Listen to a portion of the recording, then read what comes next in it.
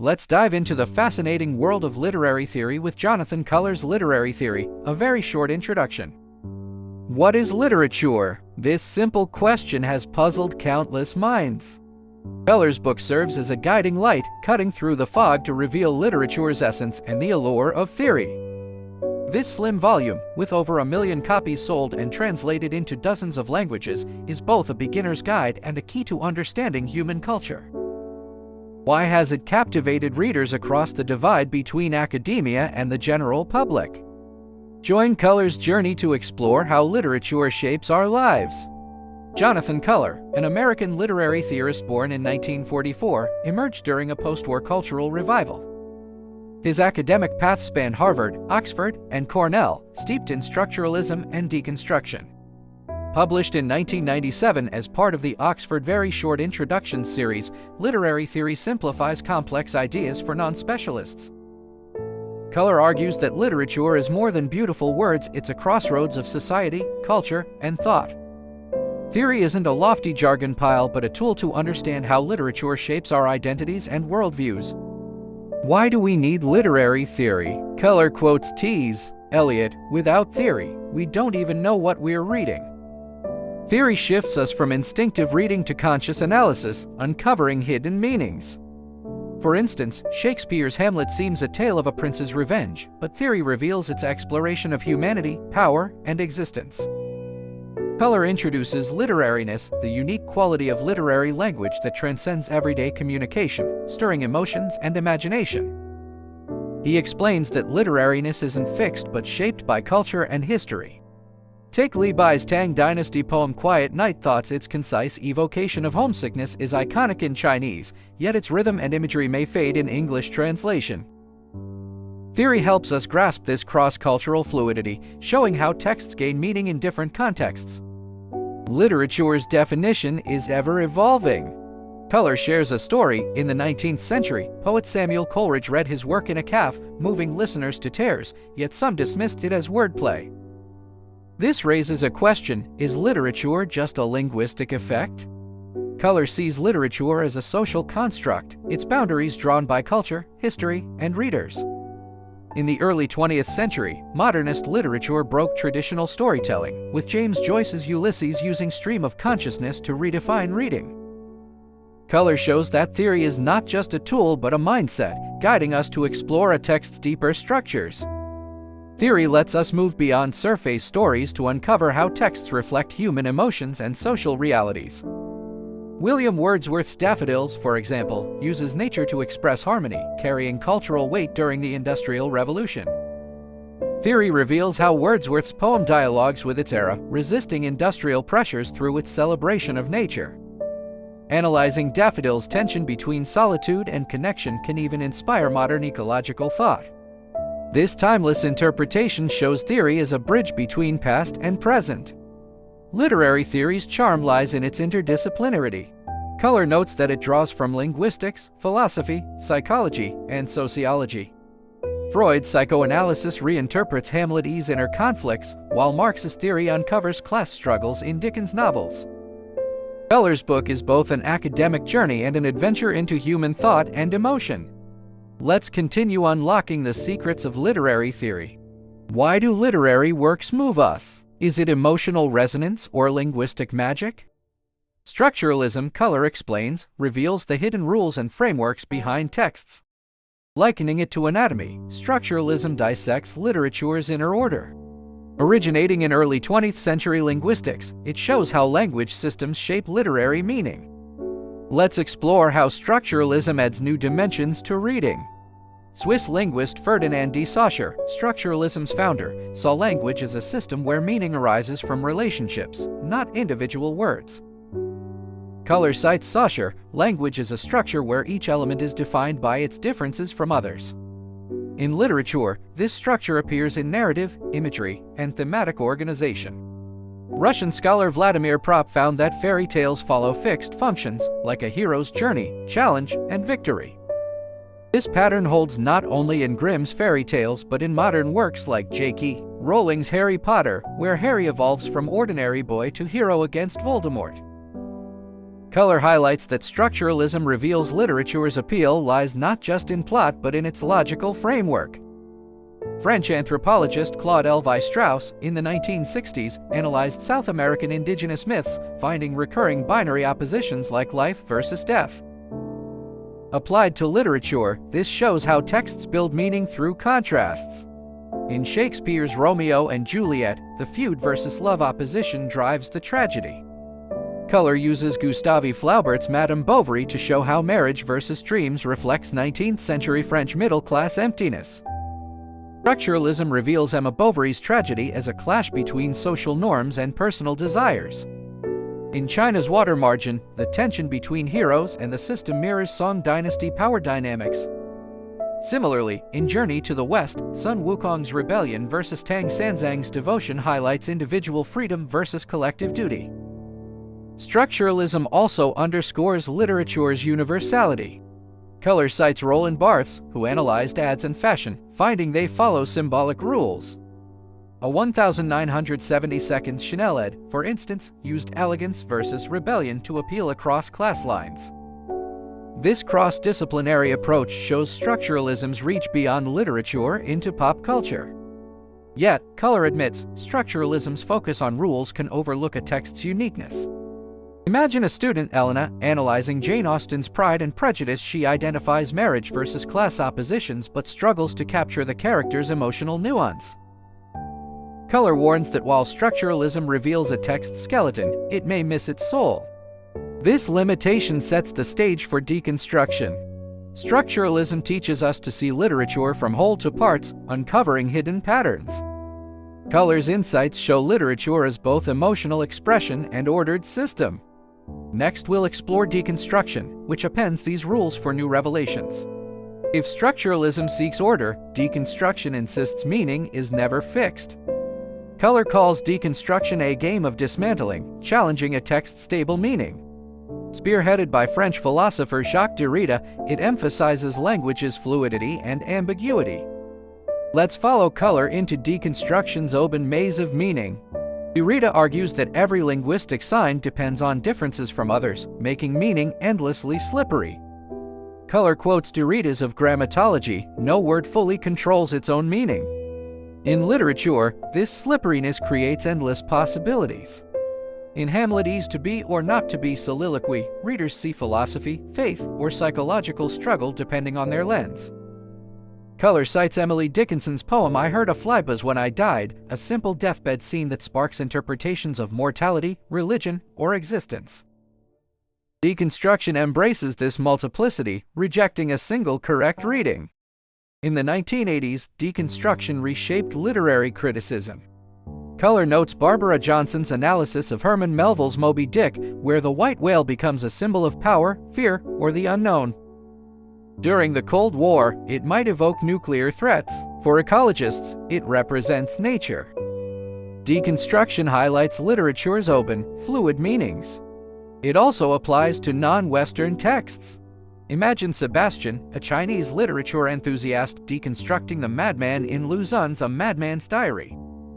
On the surface, the madman is deranged, but deconstruction reveals him as a rebel against feudal oppression or a metaphor for modern anxiety.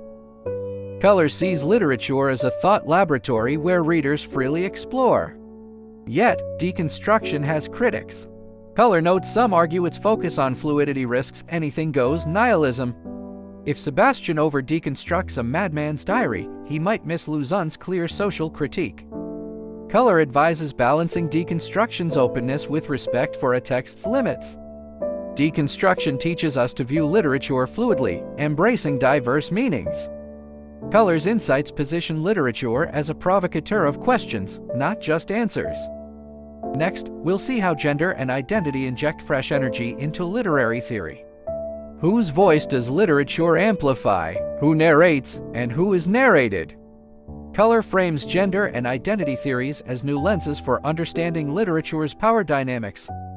Emerging in the late 20th century, these theories draw from feminism, queer theory, and postcolonialism. Let's explore how literature becomes a battleground for identity and power. Feminism lies at the heart of gender theory. Culler quotes Simone de Beauvoir's The Second Sex, "One is not born, but rather becomes, a woman."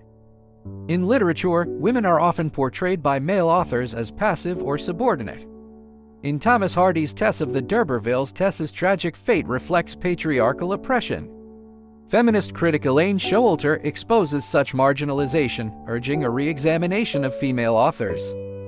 Charlotte Brant's Jane Eyre features a heroine who defies gender norms through self-reliance.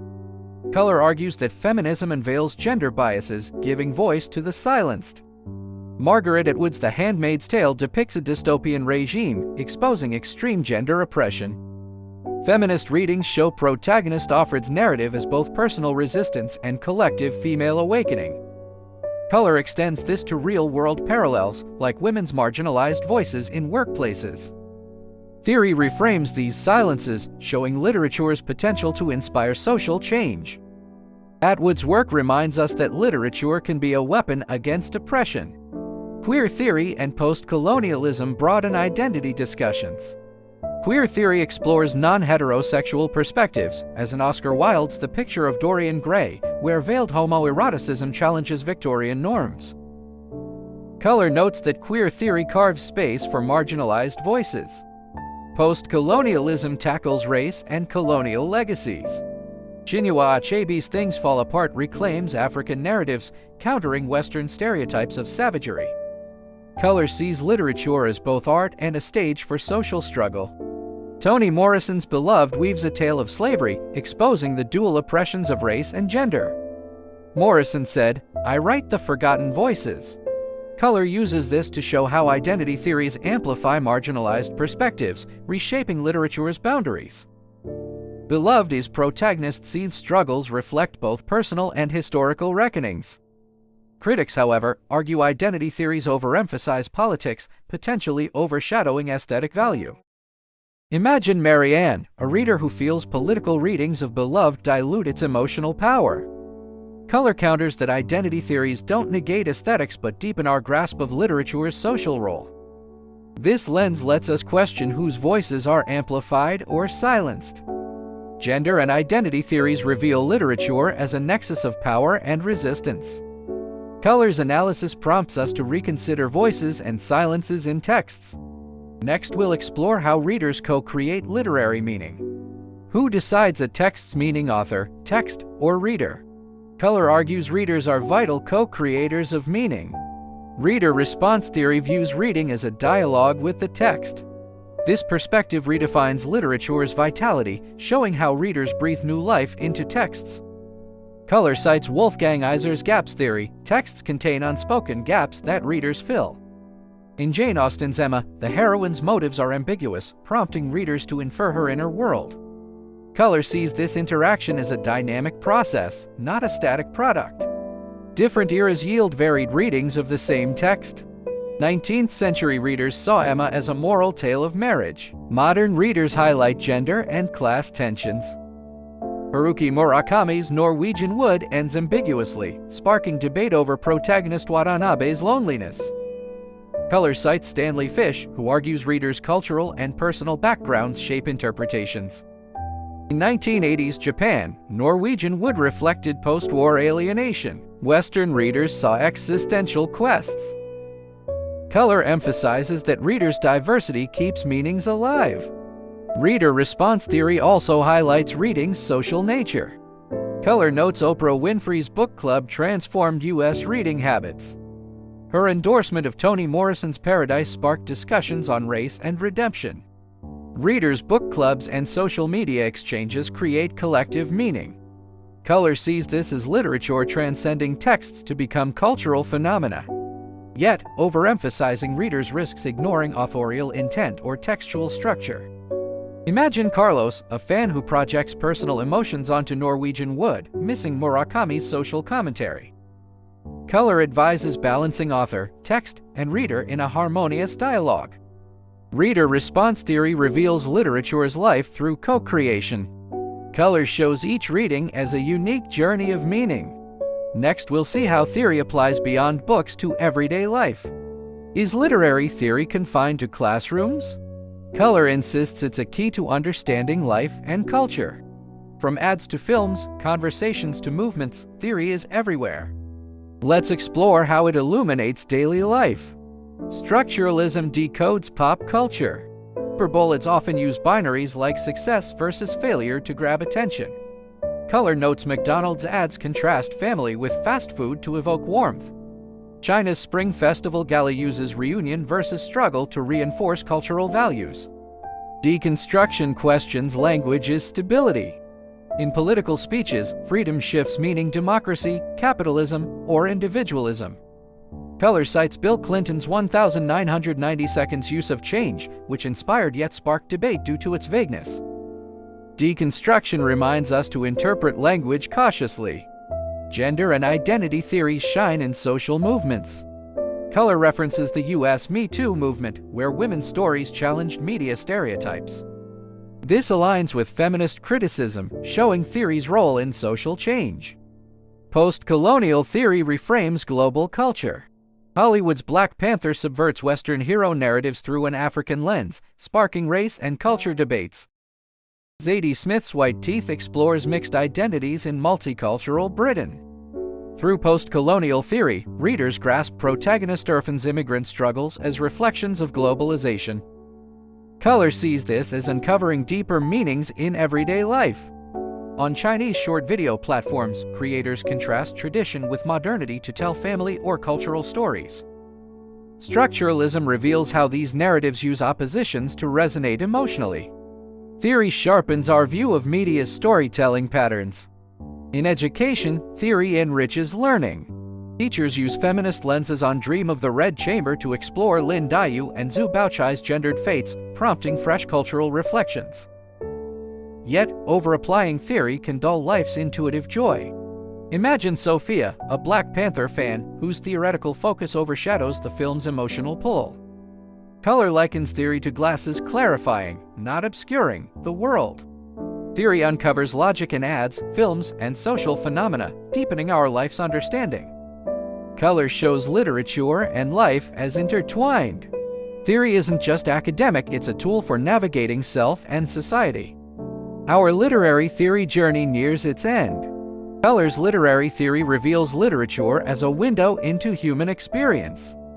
From structuralism to deconstruction, gender to reader response, theory offers multiple lenses for deeper insights. Let's reflect on theory's value and its illumination of life. Culler sees theory's core as fostering critical thinking. Quoting Roland Barthes, literature is a question, not an answer. Theory prompts us to challenge surface meanings, uncovering power dynamics and cultural codes. In Dream of the Red Chamber, structuralism reveals family decline patterns, gender theory highlights female fates, and deconstruction probes the red chamber symbol's multiplicity. These lenses enrich reading and sharpen social observation. In news analysis, deconstruction questions truth construction, while gender theory spots biased undertones. Theory empowers self-expression. Culler cites Walt Whitman's Leaves of Grass, whose free verse defied norms, urging authentic voices. Whitman wrote, "I am large, I contain multitudes." Theory aids not just text analysis but personal expression in writing, speeches, or conversations. Imagine Julia, an ad planner, using reader response theory to craft resonant campaigns by considering diverse audiences.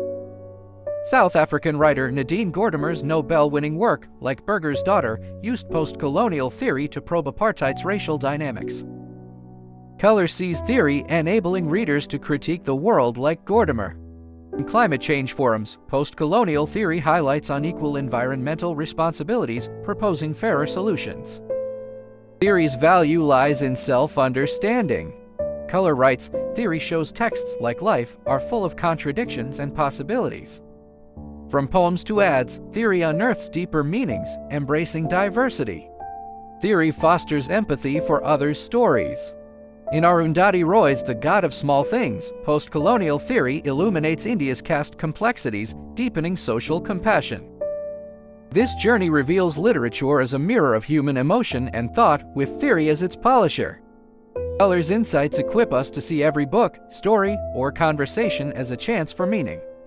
Theory isn't just academic, it's a compass for navigating a complex world.